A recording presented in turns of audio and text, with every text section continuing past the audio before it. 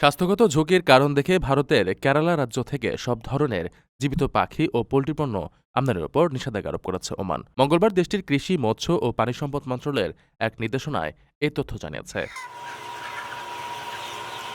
মূলত কেরালার প্রাণী স্বাস্থ্য পরিস্থিতি পর্যালোচনার পর ভেটেরিনারি কর্তৃপক্ষের সুপারিশ ক্রমেই ওমান সরকার এই সতর্কতামূলক পদক্ষেপ গ্রহণ করল। মন্ত্রণালয়ের এই সিদ্ধান্তের ফলে কেরালা থেকে কোনো প্রকার জীবিত পাখি, পাখির মাংস, পোল্ট্রিজাত পণ্য কিংবা বর্জ্য ওমানে প্রবেশ করতে পারবে না। স্বাস্থ্য ঝুঁকি পুরোপুরি দূর না হওয়া পর্যন্ত এবং পরবর্তী নির্দেশনা না দেওয়া পর্যন্ত এই নিষেধাজ্ঞা বলবৎ থাকবে বলে জানানো হয়েছে।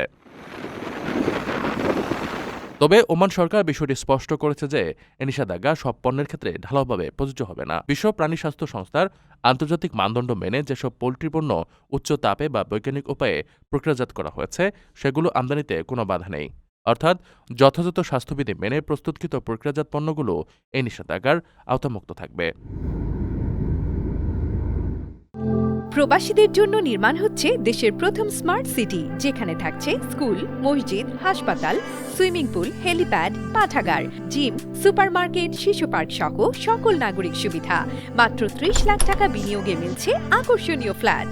প্লাটিনাম ইনভেস্টরদের জন্য ঢাকা বিমানবন্দরে ভিআইপি প্রোটোকল সুবিধা। বিস্তারিত জানতে যোগাযোগ করুন স্ক্রিনে দেয়া হোয়াটসঅ্যাপ অথবা ইমো নাম্বারে।